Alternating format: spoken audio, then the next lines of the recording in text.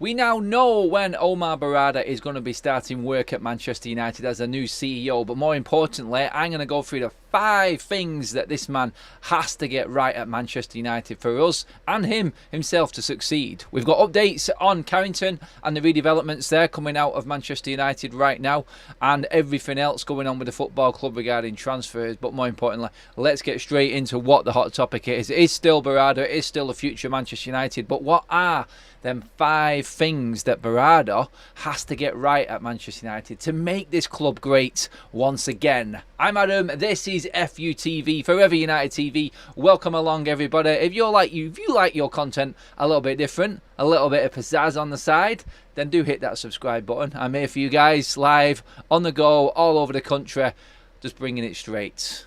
Let's get into what is going on at United then, guys. Before we get into Berrada and them 5 things that we want to talk about, we've got an update on how Berrada came about, which is interesting. How the process works of bringing him into Manchester United. So apparently it all started in December with a meeting with Sir David Brailsford.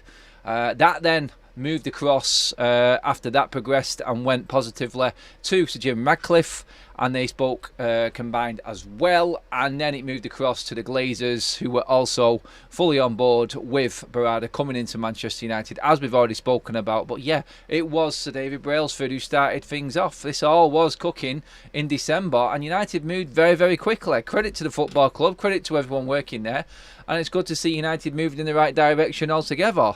It is a positive, and I'm not having anyone telling me it isn't. I like it. I like it a lot. But yeah, let's get into what actually is in the headlines this morning, what has been said. Interesting in terms of when Berrada starts. So we found out that that is now going to be in the summer.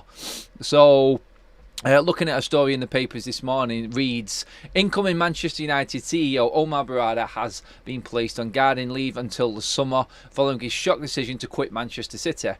City bosses were keen to avoid Berrada leaking details of their upcoming transfer targets and contract offers to potential signings.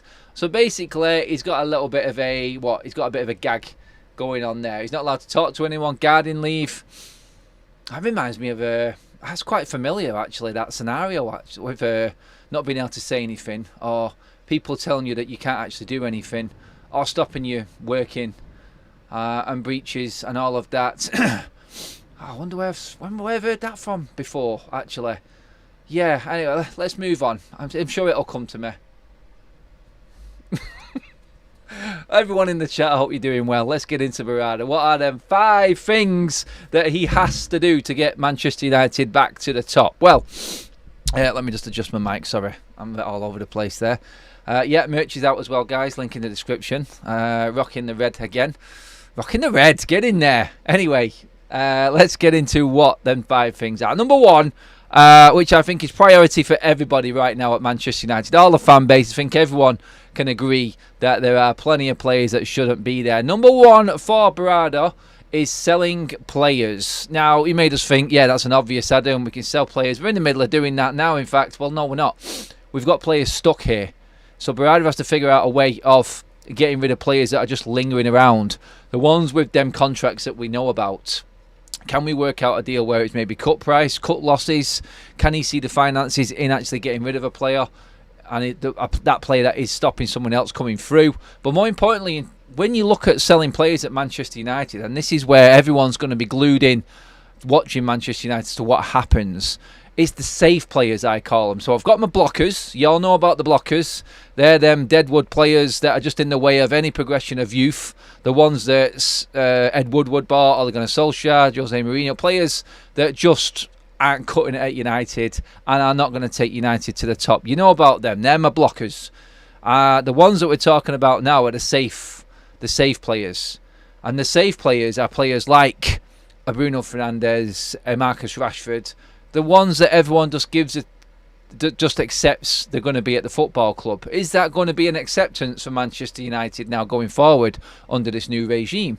This is where everyone's going to be looking into it and going, is Bruno Fernandes worth selling right now? Is Marcus Rashford at the right age to get rid of right now? Beforehand, under the old regime, Manchester United wouldn't dare think of selling Marcus Rashford. He's an academy player. He's come through.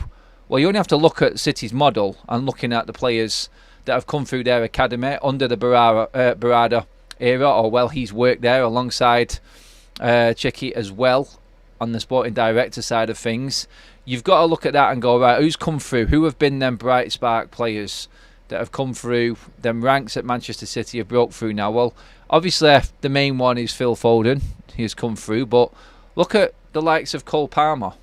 Who'd have thought that he'd have been leaving to go to Chelsea? There's a different look on youth players at Manchester City. It's like you have to be exceptional and actually playing at the top of your game to actually make it into the first team, which is fair enough. But if there's an opportunity to sell that player and make it profitable and working for the football club, then that player goes. I think Cole Palmer was prime example. Look what he's doing at Chelsea. He is Chelsea's best player right now, and City will let him go for a fee. It's the likes of Trafford, who didn't play in the Premier League, I know, but they've got good money for him. So City don't just look at the youth team to actually bring players through into the first team alone. Obviously, Rico Lewis, Oscar Bob, players like this coming through now, joining Phil Foden in the ranks at Manchester City. That's good and that works. But if the opportunity comes around to actually get a better player in and a make weight needs to be used, then they're not afraid to get rid of their academy players. Is this going to change at Manchester United? The likes of Marcus Rashford, simply because he's a Manchester lad and he's come through the ranks, you've got to look at it and go, oh, normally for Manchester United, there's no chance that we're going to sell an academy player. Scott McTominay the same. If a bid came in of 30 million, would United under this new regime sell a Scott McTominay and use it to help the football club moving forward financially? This is what Berrada is going to bring to Manchester United. His sole focus is going to be on, when he comes in the summer, working on getting players out of Manchester United first of all, I feel. The ones he feels he can let go. The ones he feel we can recoup money for, or a little bit of money, and we are in the market with the restricted budget we've got, can replace, that aren't going to be too detrimental. And I'm talking about Marcus Rashford simply because we've got Mason Greenwood coming back. There's two academy players there. Completely different stories on their own, but Marcus Rashford not cutting it at all on the pitch this season. He's having a good season, he's having a bad season. He's one good, one bad. He's just not consistent. We know this. Is it time to cash in on Marcus Rashford, or do we cash in on Mason Greenwood? Does Berrada bring back Mason Greenwood thinking that that's why we can sell Marcus Rashford and make money? This is the whole different outlook of what he's going to bring to Manchester United. But he has to get that balance of selling players right first of all, because in the future I think it'll be easier, but at the moment he's clearing out all the issues that have been made for him before he's come into the role. So he's got a very busy summer, and full concentration, I feel, number one has to be selling players. I don't know what you guys think. I'll get some of your comments in right now on the selling side. So number one priority for me is selling players. Let me know if you agree in the chat, guys. And obviously, if you're watching the video after it has finished live, do get your comments in on YouTube as well. I'll try and get back to as many of them as possible, as I always do.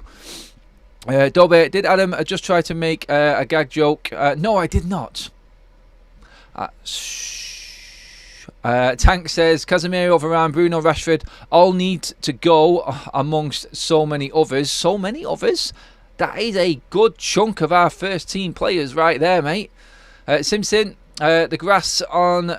Sorry, 1, grass on City. 2, grass on Barcelona. 3, sack Murto and Fletcher. 4, get rid of the Deadwood. 5, sack Ten Hag. That's a lot of work there, Simpson. Thanks for your comment. No, Liam Whitehouse, Rico Lewis looks decent in fairness. Hey, I'm not saying that these players are not. I'm saying these players are good. If you're in Man City's team, treble-winning team or squad, matchday squad, then you've obviously got quality. You've got talent, and I'll get onto the youth side of things because that is in the list as well for important things for Berrada. Anana back in time for Newport.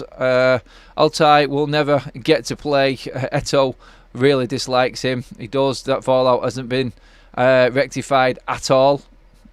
Let's just Rudresh throw in Maguire and with McTominay. Dobby says, I feel there will be a clash between the Glazers and Ineos when it comes to selling players. There can't be, mate, because Ineos are in sole control of that, so the Glazers don't have a say.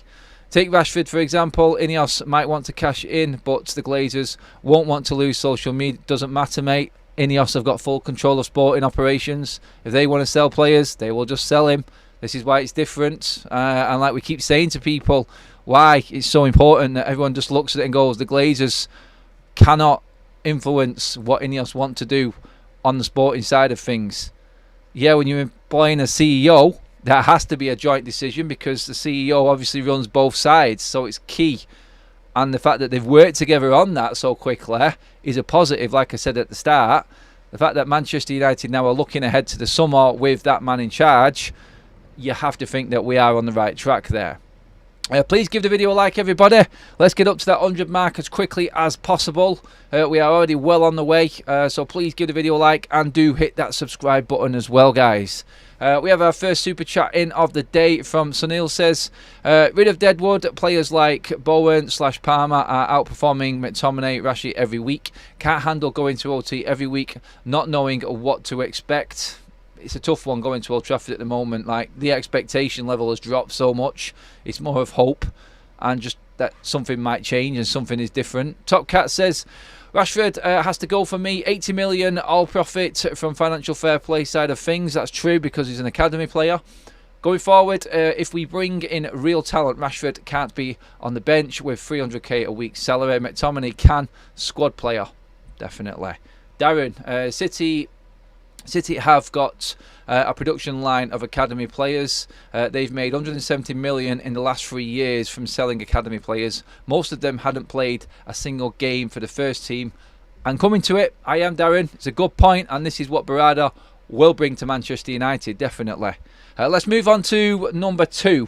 Keep them coming in. Keep your comments coming in on everything that I'm saying. So, my number 2 is Erik ten Hag.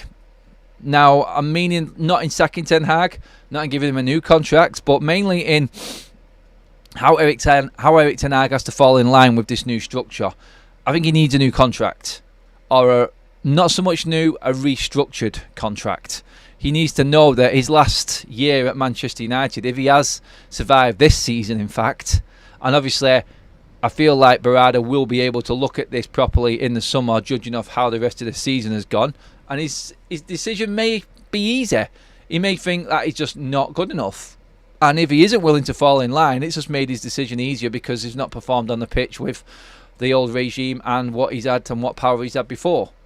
So for me, Erik ten Hag's contract, the restructuring of that is what is massively important for Manchester United. So I feel like that is definitely up there as an important factor because let's not forget, Ten Hag is going to be a main player in all of this if he stays. He's the one that is going to be coaching these players now. He's the one that needs the help above him. And ultimately, he's the head on the block.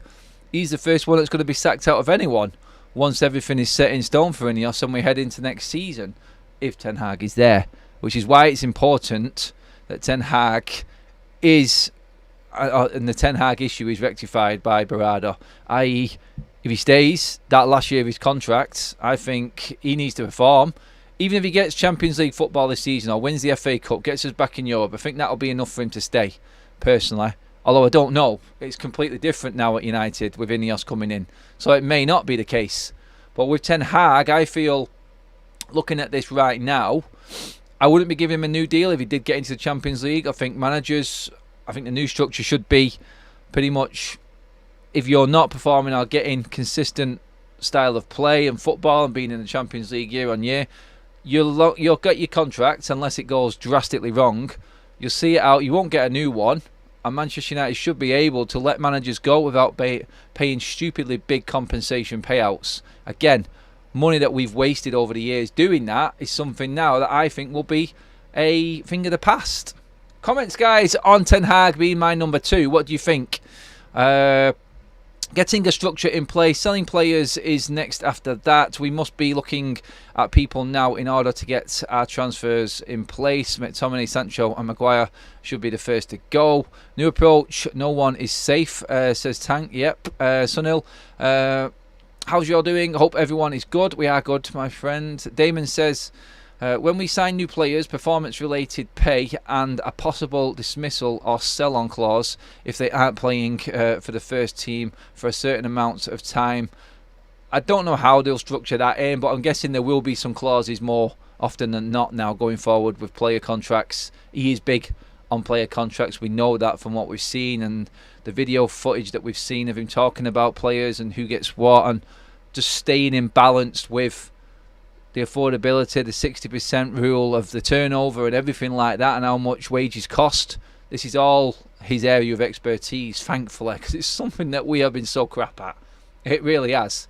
Do you not think Erik ten Hag demanded the contract to say he controlled transfers because he knew the recruitment team were useless? Well, no, because in his interview, which I spoke about before, Steve, was he's massive in his demands. If his demands are not met, then he won't sign the contract. Simple as that, no matter where it is. And transfers is right up there at the top of his list. He has to have a say in it. That has to change, which is why it's important. It's why I've got it as number 2 on our list. Players and manager, the players that are not working, that are costing the club, and the manager that wants all the power, and the regime that hasn't worked before, have to be priority. We have to be performing on the pitch.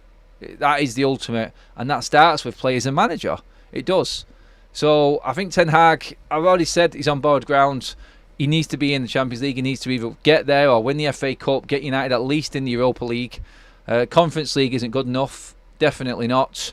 And if United have got any aspirations, then right now, from now until the end of the season, everyone needs to be thinking, we need to get back up there, up that league table. Otherwise, with this new guy coming in, like the comment said a minute ago, no one is safe at Manchester United. That's exactly how it should always be. We are one of the biggest clubs in the world, and you have to expect that someone is there to take your place all of the time, no matter what position you are in the football club. CEO, director of football, manager, coaches, players, everyone. Apart from the owner, obviously. But everyone should be looking over their back going, I need to perform this week, otherwise I could be out. I'm playing for United, for God's sake. This is an expectation. No, that has gone from United, and that's what needs to change. That culture side of things, I feel that's where we will get the work from to David Brailsford as well. I think Erik ten Hag needs to have one full season under the new structure. He will either sink or swim. He's dealt with so much. Cristiano Ronaldo, Anthony Sancho, Mason Greenwood. Give him one season. I understand that, but results are everything, Dobby. And if he doesn't agree to this new structured contract and falls into line with Ineos, he's gone anyway, which is the biggest thing, I feel. It's probably outweighing more from the performance side of thing. If he didn't quite get there, I think he's got half a chance, let's say, if he actually does restructure his contract and falls into line with Ineos and says, right, okay, this hasn't worked, I accept that, I want to be Manchester United manager, I want to work under this new structure with you, and this is how we move forward. That is fine. Then Ineos might go for it. I don't know. It's all new to us, and we've not seen any major decisions in terms of outgoings, firing and stuff like that. It's going to be really intriguing to see. Adam going for the fug look today with the sleeve on show. Oh, there you go. Sleeves out. Let's get up. We're 10 likes away from the 100 mark, guys. Please give the video a like. Well over 300 in the room with us right now. Thank you for joining us this morning, or wherever you're watching from, afternoon, evening. That was number 2 on the list of 5 that Berrada has to get right. That is Ten Hag's contract situation. He needs to be restructured. He needs to fall in line with Ineos. I think he needs to sort that, Berrada. So number 1 is selling players. Number 2 is Ten Hag and his situation. Number 3 is a clear and obvious one, and I don't think could be brought in. Some would say it is top. I think it's round about the 3rd position, simply because the first 2 have to happen for this to happen, which is buying players, recruiting, bringing in the right players. Now, obviously, Manchester United will hopefully have an even better structure in place. Not just Berrada. We're looking at possible recruitment experts, directors of football, things like that. I think that's where it's important for Berrada as well, for the team below him and who he works alongside. How much of this is he going to be doing himself? Obviously, you've got that setup that he had at City, which was pretty much a team affair. But is he going to get that at Manchester United? This is what's important. So looking at that, I would say definitely buying players, recruitment, that has to be right up there. The only reason I've not got it higher is because we're in a position right now from recovery, from all of the badness that's gone on before. So we need to be right back where we was. Recruitment comes then, proper recruitment comes then. and that is when everything else is clear and all of the deadwood is out, the structure is in place, buy-in is what he is good at. Like I said last night, if you weren't watching, the fact that he didn't go for Maguire, he went and waited and got Diaz. He didn't get Jorginho, he waited and got Rodri. He didn't sign Sanchez. He wouldn't sign the big contracts. He would go nowhere near players like Sanchez, Maguire, with what they were demanding, price tags and wages and everything like that. So that is a good thing, and I think that falls right into line with what he is all about anyway. So recruitment side of things, I'm not particularly worried about. So for me, that is more of a, that'll just fall into line with everything else, but it's still very important. Very important. We're over 100 likes, guys. Thank you so much. Keep liking the video, share the video as well. Let's get more people involved in the chat, please, everybody. I'm going to get into your questions again right now. Doesn't seem to be much in terms of the recruitment side of things, but you have to, I think I accept that most people know that recruitment is a massive thing right now. There's no need to even get into a detailed conversation about it. It's a must at Manchester United because it's something that we have been pathetic at in the past. Let's just see what else we've got here. Huge Ranić philosophy on recruitment. Well, he knew the players we needed. He knew the players that needed to go. Hopefully this comes into line with Berrada as well, and we can hit the ground running. Welcome to the members club at Sunhill. Sunhill, I thought you actually was a member already, my friend, but super chat today and the latest member to Forever United TV. If you did want to join the membership crew, everybody, just drop down in the description, the link is there, or just press the join button below the screen below me there. That's all you have to do, and that is if you did contribute anything to the channel. Thank you so much, and welcome Sunhill as well, the latest member of FUTV. Yeah, moving on, that's number 3. Number 4 for me, which is very important, and I'm going to talk about 4 and 5 right now, and the reason why number 4 on the list is important, which is the youth team and the women's team for me. Below that is infrastructure, and a lot of people would say, no Adam, infrastructure has to come first. Infrastructure is more important. I understand that, and I understand the youth team is part of the infrastructure. But what Manchester United have got going on right now with their youth team is working. It is very good, and he needs to use that youth team to help Manchester United moving forward. He cannot disrupt anything that's going on, which I don't think he will, but he will also enhance Manchester United's youth team. He will get more out of it. Putting the right people in place is something that United have already done in our youth team. They've already done it. It is working really well. I've talked about this in glowing reference a number of times. I just feel like with Berrada in charge, he needs to make sure that this is a priority for the club to always be on top of, and always be a 100% needed. What's the word I'm looking for here now? It needs to be a high priority every single season for United, the youth team coming through. It's what the foundation of Manchester United is and was. It is the pinnacle. It really is. The youth players coming through is everything for Manchester United. Stu, MUFC, welcome to the members club. You just got gifted a membership by Huggy Boy 82. Thank you very much, Huggy Boy. Hope you are doing well, my friend. Please keep liking the video, guys. There's 2 new members already today. Thank you so much. I agree, Adam. Start using the kids. It's working at Liverpool. This is everything. It's not just using the kids on the pitch. It's using the kids like what City did before on the pitch. And then when it comes to making money, 100% profit for financial fair play. But why the youth team is important and why the women's team is also important, and not many people know about it, is it's used to offset financial fair play. You can use the investment that you're putting into your youth team against your within your margins and your financials monthly. It can be used to benefit Manchester United spending more.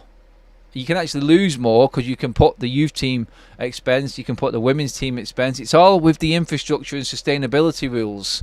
So you are allowed to offset them debts and the expenses of the women's team and the youth team in your financial figures.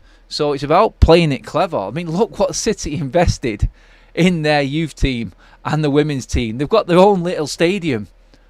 All that goes against financial fair play. It all works within the financial system of the profit and sustainability rules with the Premier League. They're not stupid. Manchester United's women and youth team, under 21s team, don't even play in Manchester. That is criminal. That is criminal. This is part of the infrastructure, I know. The youth team, the women's team, it has to be a massive, massive priority for Berrada and Manchester United. It's something that we cannot ignore.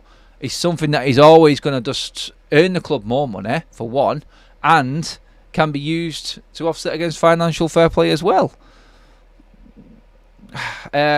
Spending on youth team doesn't count financial fair play neither. Now does women's team. It does. As in, Darren, you mean you're agreeing with me or you're not agreeing with me? I know that you can actually offset it against your financials if you invest in the youth team and the infrastructure there. That's why it's important, and that's why then profit and sustainability rules are in there. If you want to pump money in to your infrastructure, then the Premier League look at that as sustainability. That's what it's all about. And you've got to look at everything as a package when it comes to the infrastructure of Manchester United. It's not just the stadium and the training ground. Obviously, we are hearing today as well regarding the training ground. Leicester's architects and their design. I'm just going to get that story up actually just to make sure I've got that right. So senior MUFC figures visited Leicester's immaculate Seagrave training complex that opened in 2021 and were bowled over by the infrastructure. Its designer, Mags Mernat, is now director of infrastructure at Manchester United and overseeing the enhancements at Carrington. So that was the update regarding the training ground. I thought I'd just bring that up because we were talking infrastructure next and the youth team, and it all just falls into line with it. So anything that you invest into yourselves to develop youth, to develop your own, it goes in your favour with profit and sustainability rules as well. So that is all about balancing everything out. And this is what he does at Manchester City. He does it all the way through. He does it all the way through. And you just have to be on top of it. Some players might not come into the first team, but they can be used in other ways. I feel like right now we are getting a little bit more out of it in terms of youth players and everything like that. It is an area that United just haven't taken advantage of for me, and why it's high on the priority list and one of the 5 things he has to get sorted, Berrada. He really does. And I think he will. I'm going to get into your comments on this one because I know this is going to hit with a lot of people. They will use Carrington. First team will eventually have a new training ground, says Tank Dobbit. We should be producing at least one youth player in the senior team every season, but it's been a while since we have. The business will be balanced, says Stephen as well. Yeah, Colin says, Graham, in the absence of senior team, to use some of the kids would inject life into the new rebuild. Graham has come back and said, if you give youth too much, you get Januzaj, Wilson, Borthwick Jackson, etc., etc. Don't put a dampener on it, Graham.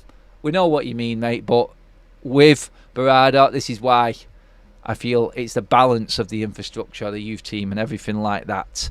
I know where Graham's coming from though. You cannot promote, you cannot, I'm from Scotland now, you cannot promote youth straight away full bore. I mean, we have kind of done it this season. I mean, Garnacho got a glimpse, he got the big contract, and then it was the worry, wasn't it? Was you going to get the Januzaj? Was you going to get the class of 92 sort of youth player? No, we got not so much the class of 92, but a potential to be a great player come through. So he got his big 5-year contract and he's performing this season. Thank God that has happened, because it would have just looked really bad on United yet again. Mainu is the next one in line. He is a consistent performer. If he's playing well enough, he's old enough, and he should play, is what I'll say. Some players come through like a Wayne Rooney at 16. You just know. They've got that head. They've got all of the attributes, the physicality side of things, a big thing for youth players as well. They can be put off by just being battered from pillar to post in games and looking completely out of their depth. But I feel like Kobe has definitely adapted well this season. When Casemiro comes back, I think his game time will be more limited, which I think is right. But I do think he still will be playing plenty of games. And I think if he's playing well enough, then he should be in that team. I'm a realist, Adam. People need to deal with it. No, we don't need to deal with it, Graham. We just need to have a conversation about it. That's all. No one needs to take it as gospel. Upgrading the training is brilliant, but what about the stadium? Now, the infrastructure is great content, says YM Cavalier. Thank you very much. One more from Graham before I move on. It says, Garnacho, Menu, Greenwood, Rashford and McTominay, whatever you think of him, is a great return from the youth ranks. Saved us fortunes, absolute fortunes, but there's a time for moving them on as well. And I think that's the balance that I'm talking about with Berrada, where he will know when it's time for a player to move on and not linger around, because Manchester United have not got anywhere near the title with all of them youth players that Graham just mentioned there. Where are your targets? Where are your aspirations? If that's the case, then maybe you should look at improving on top of that, because season after season after season, these players have not been good enough to get anywhere near the top. So if you're Manchester United and you want to take Manchester United back to the top again, then you have to set new standards. New standards are not players like Rashford, McTominay. I mean, Greenwood, we don't know because of obvious reasons. He may be that quality of player to take to the top, but it's quite clear that the others are just not. We know this. And this is where he needs to actually balance that out. Couple of seasons, 3 seasons maybe. If it's not quite doing it and a decent bid comes in, it's time to move them on. That's what I'm saying.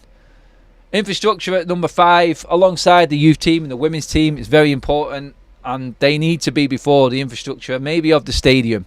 I think the stadium just comes in time for the team being successful. I don't think we can expect massive changes around the stadium straight away. Maybe just some repair work just to get us through for the time being, but the priority for me has to be what happens on the pitch. It's pointless having a fantastic new stadium that's costing us everything that we've got, and we've got no money to invest in a team that's not going to be in the Champions League. First of all, again, we need to get the structure in place and start running like a proper football club, and then balance them books to maybe invest within the infrastructure. First of all, I would make the matchday experience better for Manchester United. There's a great article that Andy Mitten wrote in The Athletic about his visit to Madrid and their new stadium and how far Manchester United have fallen behind, and he sort of itemises out what Manchester United need to do with the stadium, and I agree pretty much with nearly everything that Andy Mitten says in that piece. First of all, the safe standing completely through the whole Stretford end is a fantastic idea. You need to bring back the atmosphere to Old Trafford. You need to make it that amphitheatre again. He talks about the acoustics. He talks about getting the younger crowd together, maybe building our own red wall behind the goal in the Stretford end, making it safe standing across. We've got 4 sections of safe standing already in Old Trafford, and it does work. So I totally agree with that. Actually having screens that people can see, VAR, the matchday experience is something that United can actually work on right now. They can. It's crap. There's nowhere for anyone to go outside and have a drink. Maybe they should open up a new section. If you go to Manchester City, there's bandstands, bars, restaurant bits and everything all along the complex. You can actually go there and stay there for a bit before the game, whereas at United you're walking miles out. Obviously I always hover around Salford Quays area right now because that is a great vibe, great environment, and is definitely better for the build-up of the game. Manchester United have just got nothing within the vicinity of Old Trafford, and it is a real shame. Let's get into some of your comments regarding this one, shall we? I don't think Ten Hag has trust in Bainday to deputise for Onana and will play Heaton. I've seen some reels of the keeper and he is very poor. Heaton is reliable. I don't think he's very poor, John. I wouldn't say Bainday is very poor. You won't buy a keeper if he's poor.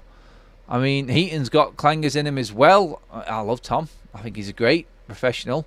I think he needs to be playing in the Premier League regularly at a team further down, to be honest. I think he deserves that chance. Onana, I am not for at all.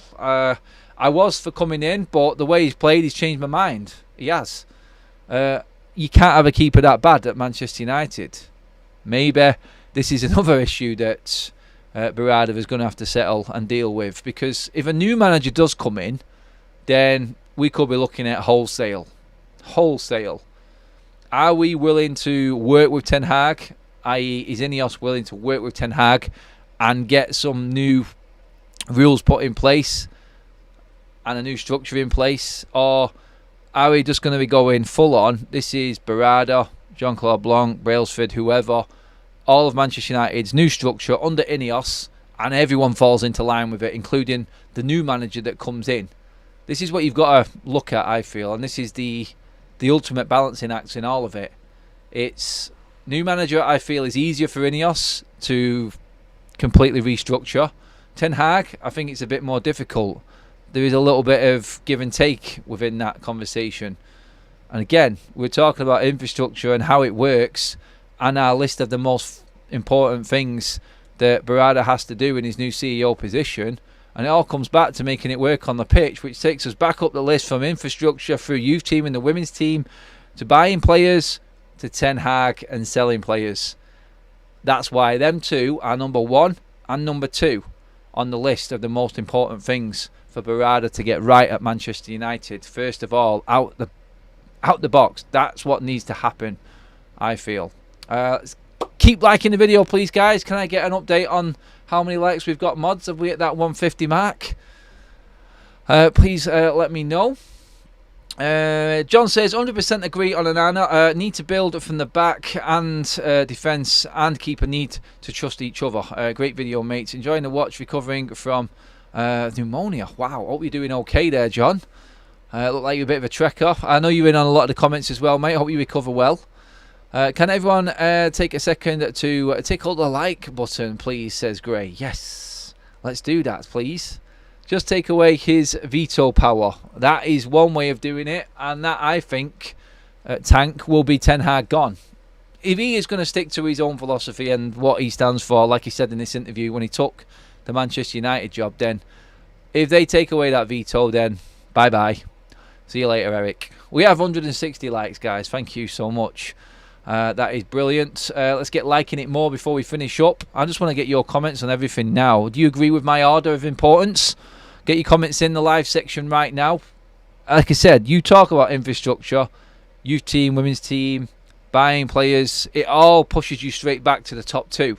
No matter how you try and structure the conversation about how important infrastructure is at United, it comes back to the main priorities, which are the players that are there now that need to be gone, and Ten Hag's contract and the power that the manager has under the new structure of Ineos at Manchester United and the sporting control that they've got. That is the be-all and end-all for me.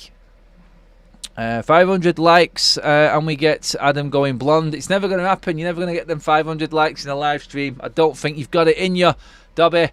It's not happening. What else have we got? Adam, any chance of you getting in to a pre-match press conference? If yes, please don't ask a question about Maguire. Yeah, don't ask a question that you didn't actually ask, like some people would have everyone on social media believe is what we should restructure that one and that comment as. Yeah.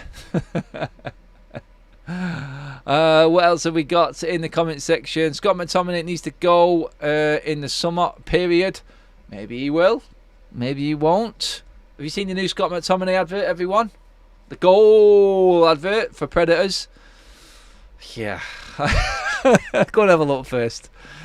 Top Cat says, yeah, I agree. Not trying to get brown nose either, but this morning's show has flown really well. Enjoyed it better than Shipbridge.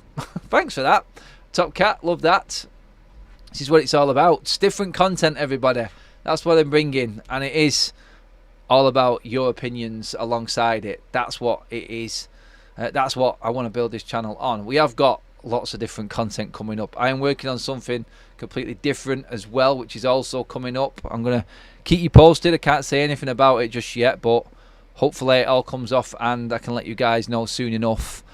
with that. But yeah, loads in the pipeline, and I'm really looking forward to this year, to be honest. But I do want to get rid of January.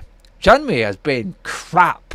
Again, I keep going on about it, but please God, bring back a normal football schedule, because it has been absolutely horrendous. You know what?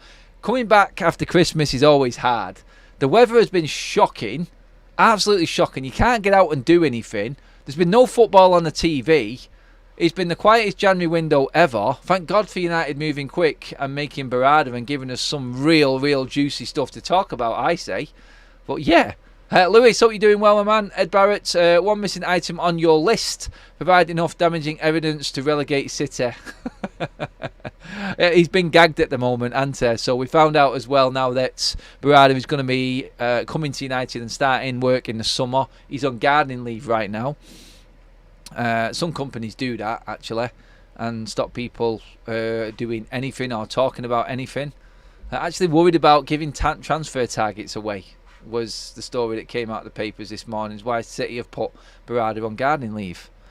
Kaz says, Dobby, can you imagine but was annoying because Adam asked 2 or 3 questions that day. Oh yeah, I was talking about the Maguire thing. Yeah, on that one, is anyone actually did anyone actually know what happened that day? Like, no one actually was told what was happening, because I didn't get the chance to defend myself on it. But yeah, basically certain someone picked out a story that suited his show better and then went in on me and my questioning of it, and yeah, basically used me to make a little bit of content. So yeah, that's how it went, and it was all lies, I can tell you that right now. But don't need to worry about that sort of thing anymore. Forever United TV, forever United fan, that's us going forward.